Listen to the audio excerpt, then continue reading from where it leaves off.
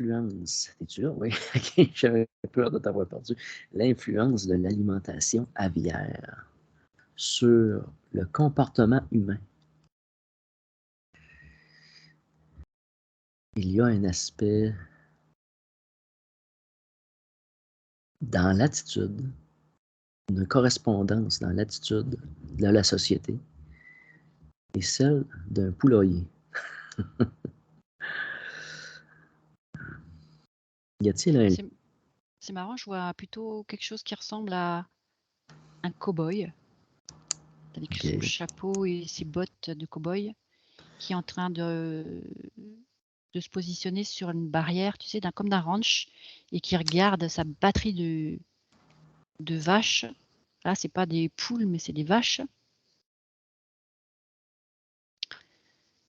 Et en fait, ça me parle de rodéo. Un rodéo. On est loin du coq, là. Oui, je te laisse me conduire à faire le lien.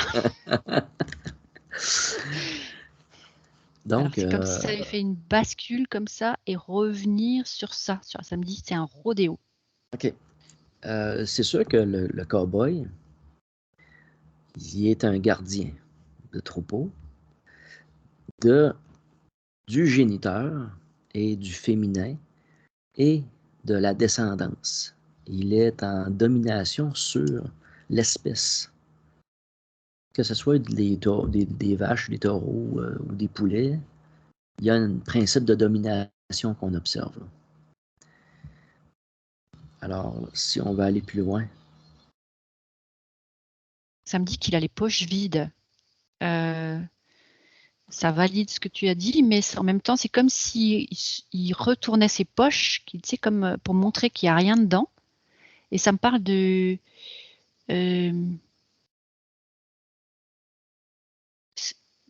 d'un problème lié à l'abondance. Ben, il est lui-même esclave de la mécanique. Oui, tout à fait. Il est dépendant d'un système d'exploitation Ouais. de masse humaine. Qui se tourne vers les animaux pour faire la même chose, puis tout en général sur la planète. Et là, ça me dit, c'est comme si, quand il fait ça avec les animaux, il est censé observer ce qui se passe, entre guillemets, au ciel, donc sur un autre plan. On dit que ce qui se fait sur Terre se fait aux cieux. Ben, en fait, c'est comme si, en recréant ce qui se passe avec la race humaine en laboratoire spatial ou dans d'autres plans, dans d'autres espaces, c'est comme si, effectivement, il reconstitue sur Terre quelque chose qu'il connaît, mais qu'il a oublié. OK. Il est censé se souvenir, il fait ça. Et c'est pour ça que je vois ce cow-boy qui me retourne ses poches, qui regarde et qui ne comprend pas. Mais il le fait. J'ai fait une observation, mais inverse, quand même, ça fait quand même un petit moment, là. C'est que l'homme, connaissant la magie, a asservi les mondes supérieurs pour s'en servir, pour asservir les mondes inférieurs.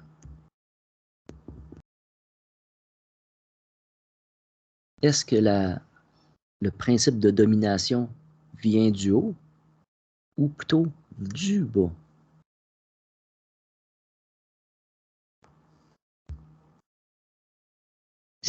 Ça me répond, c'est quoi le haut, c'est quoi le bas? Ben, ce qu'on va considérer comme le ciel, ce qui est cieux, céleste, les anges, ainsi de suite, ça c'est comme le haut. Mais moi, dans mes observations, c'est comme s'il y aurait eu des magiciens terrestres, des corps, des hommes, qu'ils ont mis en esclavage le ciel pour asservir les gens autour d'eux. Oui, Pour... c'est ce qu'on fait, c'est ce qu'a fait Moïse, c'est ce qu'ont fait d'autres initiés, des mages, des druides, etc., en utilisant l'éther pour créer une sorte de générateur électrique pour faire des sortilèges visuels qui peuvent effrayer d'autres et les soumettre. Donc en fait, c'est comme s'ils avaient observé longtemps la nature, les éléments, étaient conscients des peurs des différents individus autour d'eux et avaient une vision, on va dire. Voilà, ils ont une vision, ils ont envie d'aller dans une direction, ils ont envie de soumettre le plus grand nombre à leur vision. Et donc, ils utilisent des connaissances acquises à un petit nombre, par un petit nombre, et ensuite ils font ce qu'on appellerait de la magie, oui. Mais ça c'est, on parle de religion. Mais au niveau industriel, c'est la même connaissance. Est-ce qu'il y a derrière l'industrie la religion cachée? Ou une religion cachée? Alors, je vois un grand œil avec la pupille verticale. OK. Ça prend toute la place quand tu m'as posé cette question. Ça me fait penser un petit peu à l'œil de Sauron, je ne sais plus trop quoi, dans Le Seigneur des Anneaux, là. Ouais, mais Ça fait penser un peu ça. C'est comme s'il y avait un grand œil qui diligentait tout ça. C'est plutôt reptilien, hein. ouais, mais c'est bizarre qu'il soit comme, dans ce sens-là, c'est un cyclope?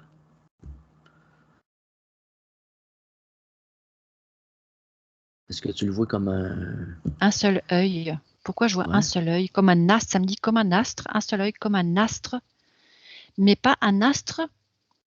L'astre est censé envoyer des rayons, un rayonnement éclairé, et ouais. celui-ci, il absorbe. Ben, C'est un seul œil. l'œil d'abord est émetteur et récepteur. Et là, je vois qu'il est comme une sorte de portail dimensionnel. C'est comme si derrière l'œil, cet œil géant, il y avait comme une pyramide ou une forme, une montagne, enfin quelque chose qui est cette forme-là, un sommet, on va dire. Et l'œil est par-dessus, donc à l'arrière de l'œil, le sommet, et l'œil absorbe ce qu'il observe. Pour créer, ça me dit pour créer des mondes. Il absorbe la création pour créer d'autres mondes. Alors, est-ce pour créer d'autres mondes? Non, pour créer des... Alors, pour créer des mondes, pourquoi ça m'a dit pour créer des mondes? Pour créer des mondes illusoires.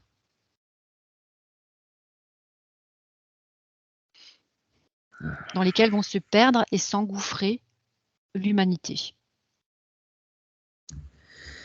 La pyramide, est-ce qu'on peut considérer la pyramide comme une masse de vie qui est derrière, de conscience de vie?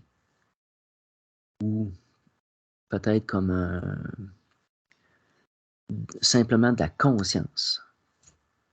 Je dirais plus de la conscience, parce que là, je vois plutôt une pyramide style Maya. Et ça me parle d'une histoire de civilisation, d'un cumul de civilisation, d'un cumul de sagesse, de cumul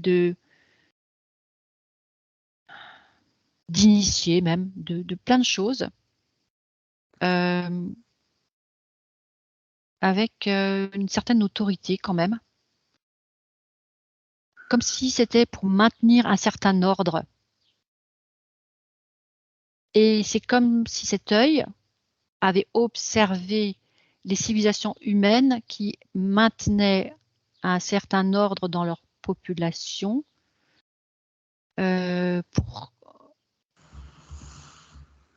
voilà, ils utilisent ce que l'être humain fait, comment il se laisse, entre guillemets, contrôler, diriger, ou avec ce besoin aussi de croire que quelque chose le dépasse, qu'il n'a pas accès à tout. Donc il y a cette pyramide Maya là que je vois avec ceux avec les plumes sur la tête. Ah bah tiens, on revient aux plumes. Ouais.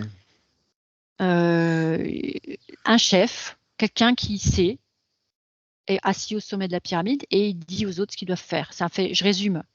Mais là, ce que je vois, c'est cette forme de pyramide derrière. C'est vraiment quelque chose de très ancien. C'est pas d'aujourd'hui. Si je te dis l'origine de Mu ou de l'Atlantide, est-ce qu'on va au-delà de ça?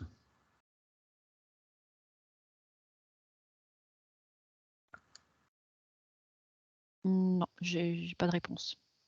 Si je te parle de l'Union des 12, Il y a quelque chose qui s'anime là, quelque chose qui aurait envie de s'ouvrir.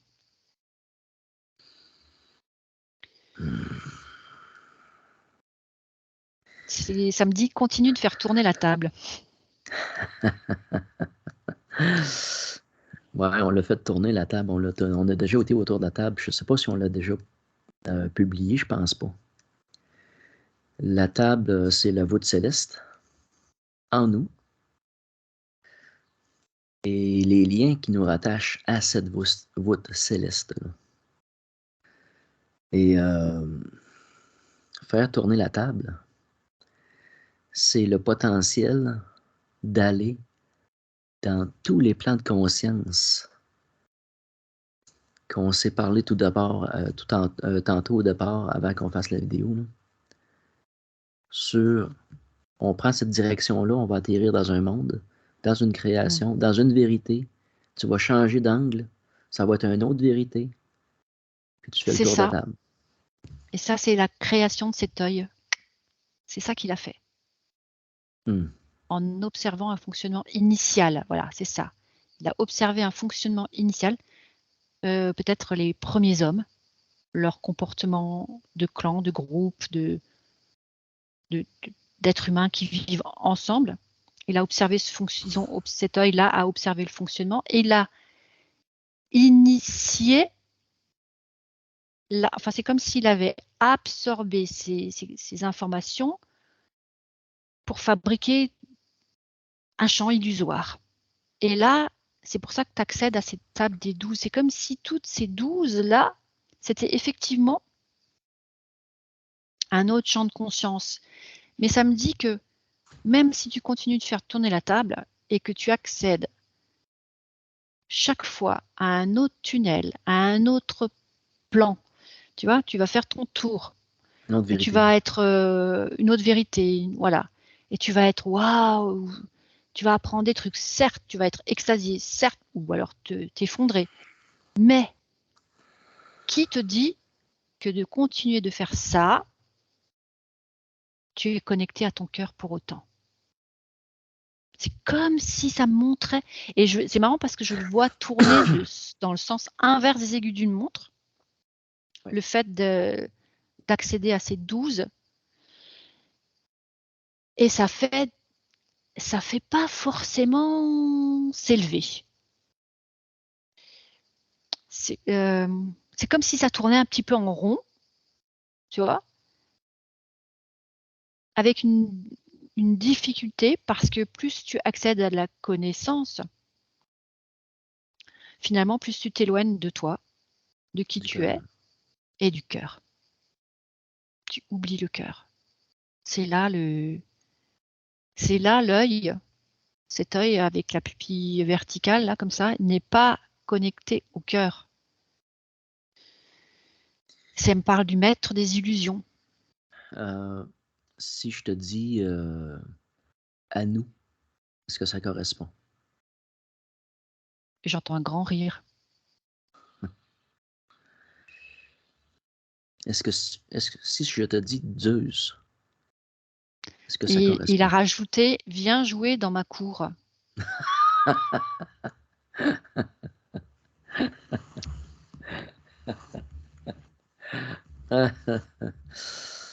Ah oui, c'est un comique. Incroyable. Je vais faire attention de ne pas dire des gros mots, là. Ouais, il a de l'humour, en tout cas. Et tu parlais de Zeus. Alors Zeus, qu'est-ce que ça vibre? Qu'est-ce que ça donne comme ça me dit.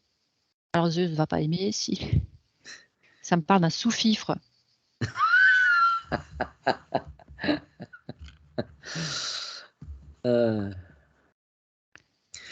OK, je vais revenir sur un autre aspect, le masculin sacré. Une observation que je fais, c'est que de progéniture en progéniture, il y a à la source du masculin sacré une perversion que il y a eu une espèce d'insémination parasitaire qui a fait que à toutes les fois que le masculin intervient, la semence est jamais celle de celui qui la transmet, mais c'est comme si il y aurait une semence initiale corrompue qui se transmet toujours du masculin au masculin, qui corrompt le masculin sacré, comme si ce fameux petit blagueur se réincarne à travers tout le masculin sacré, comme s'il avait pollué le masculin sacré de sa semence. Qu'est-ce que ça te dit? Est-ce que ça te parle? Je vois comme si ce que tu me dis, ça envoie tout vers la droite. Je pense que c'est une façon de montrer que c'est dévié, que c'est hors alignement, hors 1. C'est comme si ça sort de la trajectoire. Alors ça correspond effectivement au fait que tu parles d'une semence qui n'est pas celle de celui qui ensemence, mais celui de l'autre. Donc Oui. c'est comme s'il y avait une sorte de couverture, comme une aile qui couvre les différentes semences. Pour les empêcher d'atteindre leur but? Est-ce que c'est pour les empêcher d'atteindre leur but? D'atteindre Je l'œuf? sais même pas si. Je crois que d'après ce que je comprends, là, il n'y a pas de but. Ceux qui délivrent leurs semences, il n'y a pas de but. Tu vois, il n'y a pas. Non, ils Il n'y a pas de sont inconscients. conscience, il n'y a Ils rien. sont inconscients de ça. Exactement. Ils savent pas. Ils savent pas ce Exactement. qu'ils font. Les autres, ils pensent qu'ils procréent, là. Mais en vérité, dans leur procréation, il y a la semence qui ne leur appartient pas et qui s'immisce dans le... Du géniteur initial. Ouais, mais parasitaire. Moi, je parle de celui qui est venu parasiter là, la chaîne. Ils ne considèrent pas ça comme un parasitage. Non, c'est clair. Ils considèrent ça comme je m'approprie ce qui est mien. Dès lors qu'il n'y a pas de conscience, je chapeaute le tout et je fais mien. Tout ce qui s'écarte, c'est comme s'il y avait vraiment... parce que celui qui est souverain, celui qui va... Est-ce que, d'ailleurs, je pose la question, si à quelqu'un qui en conscience va procréer, c'est presque le mot en lui-même, c'est comme s'il n'y avait pas de sens. C'est comme si ce mot procréation, tu vois, procréation, c'est comme s'il y avait un non-sens dans ce mot-là. Je vais t'emmener un autre mot. Se reproduire. Ça me fait des zzz dans le dos, comme ça, là. Parce que se reproduire, c'est comme si je suis moi, je suis mon enfant, je suis mon petit-enfant, je suis... Oui, mais c'est un je suis... Tu vois, c'est... Ah oui, c'est... Je me reproduis. Ça fait bizarre, hein? C'est un drôle de Tandis mot, ça. que dans ce que tu as vu tout à l'heure, c'est j'utilise celui qui se reproduit, soi-disant. Avec ça me fait penser vraiment, enfin, ce que ça me montre, celui qui se reproduit, c'est un petit peu comme Narcisse qui prend son temps à se regarder dans le miroir, là, 150 ans, et en fait, il se reproduit à l'infini. Ok, c'est comme s'il voulait absolument que tout le monde sache. Voilà, c'est moi, je suis à la base de tout ça, tout. L'initiateur. Ouais. Eh ben, l'initiateur génital premier, il chapeaute tout cela. C'est comme si, allez, de toute façon, c'est à moi. Ça, c'est comme si c'était sa basse-cour à lui. Ah, on en revient au poulet. Tiens, toi.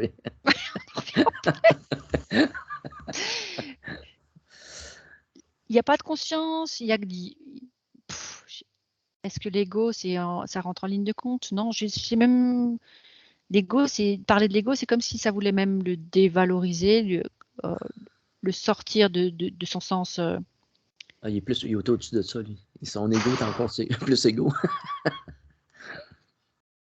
Non, c'est comme ça. Celui qui fonctionne d'une telle façon, eh ben, il ne peut que être utilisé et utilisable. Le C'est terrible. narcissisme à son apogée, à son plus haut. Celui qui se reproduit, il est narcissique, effectivement, mais celui qui utilise le narcissique pour faire sien, c'est-à-dire c'est comme s'il mettait en fait un sceau d'appartenance dessus. Ouais. C'est à moi. Voilà.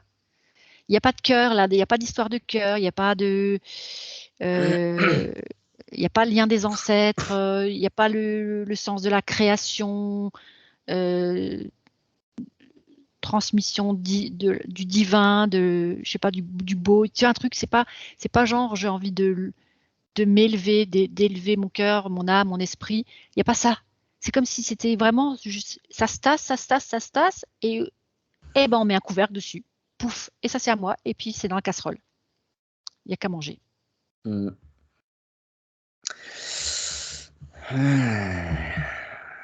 Le Mais nous poulet autres, qui s'élève, lui, il sort de la casserole, il se fait pas bouillir. qui Tu vois? s'élève. Qui Ouais. s'élève tout seul ou qui s'élève en Celui bottant qui des sait. ailes? Ouais, c'est ça. Celui qui réussit à battre des ailes, il va pas se laisser attraper, il va pas aller dans la casserole. Il est libre de se percher sur un arbre. Ouais. Ouais. Mais nous autres, on Et bat des ailes, là, puis on n'est pas dans la marmite, là. Là, on n'est plus dans la marmite, nous autres, là. Moi puis toi, là. OK? on espère. Ah non, j'en suis convaincu, là. Ça Pas fait qu'on un se petit raconte des moment. histoires. Hein. Non, mais ça fait un petit moment que je le sens, là. Puis, on peut-tu le castrer? Tu Non. commences à m'intéresser. C'est comme s'il écoutait là, notre conversation. Il disait, Aïe! quand il te proposait de venir jouer dans la cour, il dit tu commences à m'intéresser. Aïe!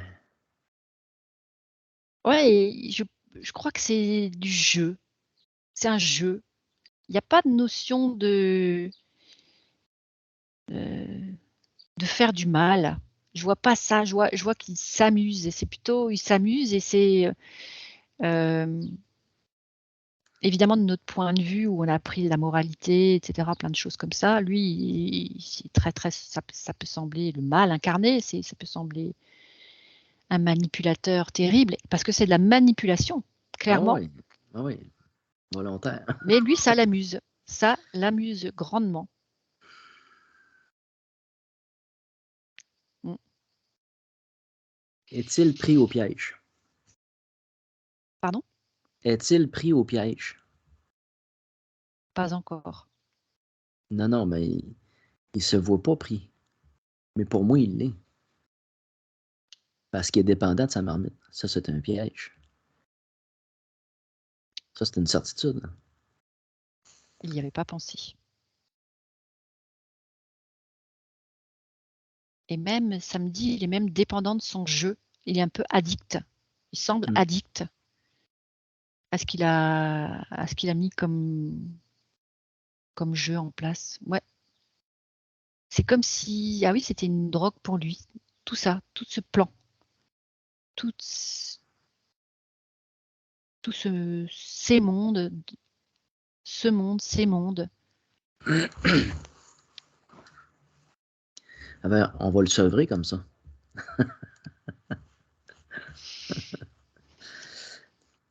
Puis le Il a dit, sevrer, j'ai encore de quoi me nourrir ouais, et c'est ça. m'amuser. Mm. Le sevrer, ça veut dire y donner moins à manger. Le mettre au régime. Un jeûne. Le faire jeûner un peu. C'est ça qu'on fait avec. S'auto-consumer. C'est ça qu'on fait quand on veut se débarrasser d'un problème qu'on a, c'est d'attendre un certain temps, de changer la programmation.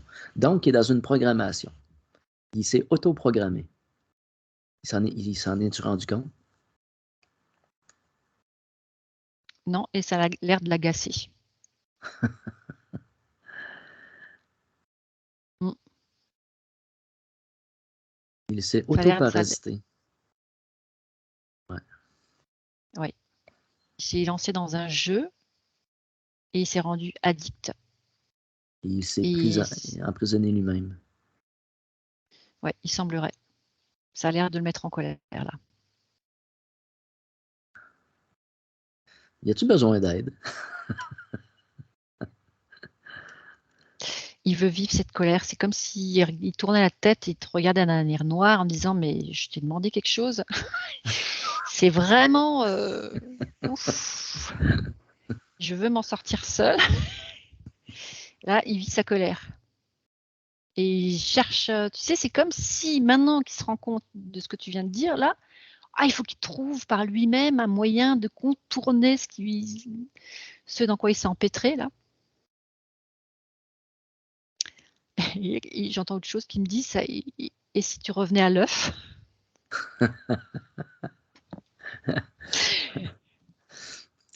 Au sien? L'œuf, tu sais, de la poule ou de l'œuf, c'est qui le premier? Ouais, Et ben en fait, ça me dit si tu revenais à l'œuf. Alors ouais. l'œuf, c'est quand même Mais, sérieux là, ce qui est en train de venir. mais lui, il sort de l'œuf. Il sort déjà d'un œuf. Donc, c'est de revenir à son œuf. Non, il sort pas d'un œuf, semblerait-il. Non? Non. On vient d'atteindre notre temps D'accord. qu'on s'était fixé. Ben, la suite au prochain épisode alors. On va le mettre sur pause, juste pour l'agacer. C'est ça. On va le fixer dans ses temps et dans ses densités.